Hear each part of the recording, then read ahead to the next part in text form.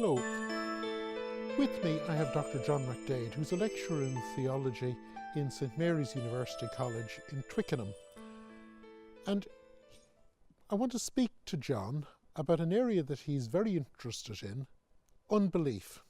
John, why should theologians take unbelief as a subject of study and investigation?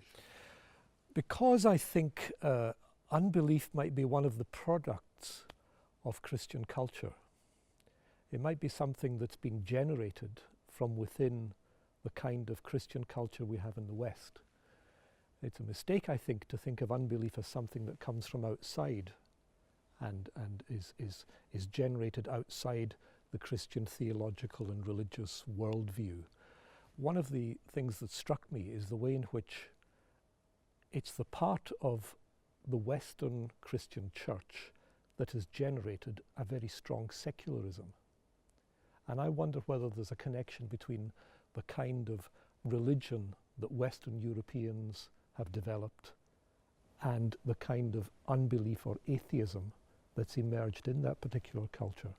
Okay, well that's pretty counterintuitive, because we think of unbelief as the very opposite of church, and we think of black, white, belief, unbelief. You're actually saying it's a kind of belief generated within Christianity that's generating unbelief. Yes. Okay, can you tease that out for me? Right. Well, some of the researchers I've been doing focus on the ways in which in the 17th century, this is what's called the early modern period. This is the beginning of science. It's the beginning of rational inquiry into scientific method and the nature of matter and the nature of the universe. At this particular time, the question comes up about how Christians are to think about the reality of God. And many of the Christian thinkers in this period make a decision to argue for God's existence on the basis of an argument that if the world shows signs of being designed, of being ordered, therefore there must be a God. And in the process of doing this, if you like, they construct a rational inquiry, a rational proof for God's existence, which they think will be cogent and be persuasive. And in the course of doing this, of course, they marginalize, they ignore, they leave aside Jesus Christ, they leave aside the experience of prayer, they leave aside the scriptures, they leave aside revelation, they leave aside all the distinctive features of Christianity in order to present a case for God's existence that works on the basis of the order in the world. Now, if you just think of that for a minute, it means that the reality of God is approached as something that can be proved through some kind of logical inquiry. In other words, you don't actually need the specific features of Christian religious experience, Christian tradition, the Jewish scriptures, the New Testament. You don't need any of those in order to deal with the question of God. Now, as this kind of inquiry develops, it seems to me that one of the things that happens is that people find the need to posit a God less and less necessary, because the complexity of the world turns out to be so wonderful, so coherent, that there may not be a necessity to look outside that coherence for something that makes it happen. The tendency, for example, is to try and show that there must be a God that gets this system going. Now, I think as scientists and philosophers from that period onwards begin to inquire, it strikes them that the world is in fact a self-sustaining system, and it becomes less and less necessary to posit a God.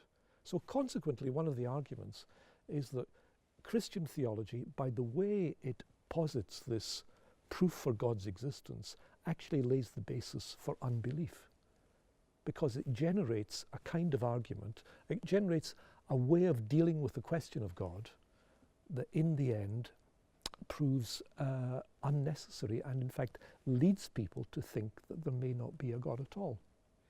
And of course, the whole tradition of Christian theology is summed up, to my mind, can be summed up in three words: Deus semper maior. God greater than anything that can be thought, infinite, and it's always stressing how much we don't know. Whereas this God that is proven in these modern design arguments is actually it's actually a postulate. It's a postulate within the system. That's right. And if you like, there must be a gap between the God whose existence can be proved through some kind of argument and the actual reality of God.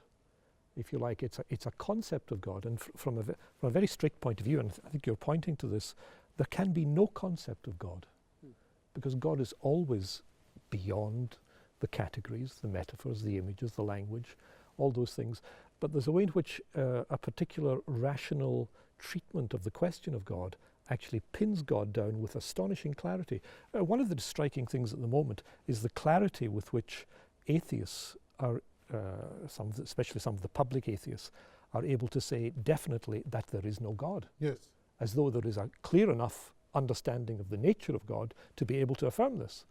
I find it very, very interesting that the French philosopher, quite a controversial, ambiguous, unusual philosopher, Jacques Derrida, says that he doesn't know enough to be able to say, I'm a theist, but neither does he know enough to be able to say, I am an atheist. Because to make either of those statements with the kind of clarity, you need to have an astonishing clarity about the nature of the God that you are believing in or not believing in.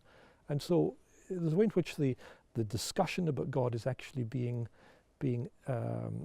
twisted in a way by the kind of categories that an overly confident theism and an overly confident atheism are treating the whole question. And I find myself moving back towards a kind of position that says, no. The kind of clarity that both sides claim to have, these are two sides of the same coin. And there's a way in which I think a certain kind of atheism is simply a certain kind of theism turned over. And of course, there's the very fundamental point that was just taken for granted in medieval theology, that God is the one word you cannot define.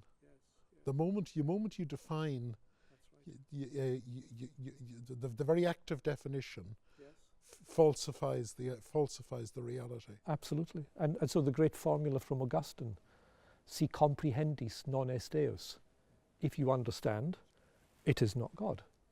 Because a God who can be understood, by definition, is a God within your categories, and that cannot be the actuality of the God who is the true God.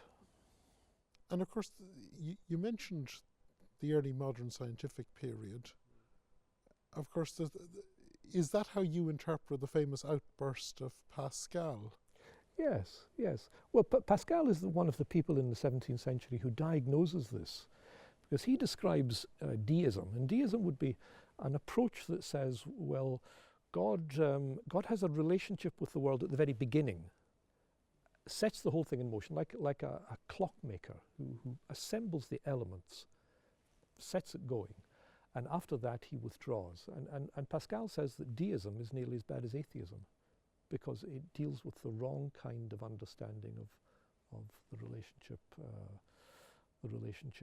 of God to the world. And Pascal is very, very cautious about incorporating God into interpretative schemes. And I think atheism is often a product of an overconfident theism. I like to quote, for example, the little thing that Franz Kafka, the novelist, says in one of his notebooks. He says, religions get lost as people do. And I just have a suspicion that atheism is a kind of protest against Christianity getting lost in rationalistic schemes that go beyond what can properly be said. John, thank you very much.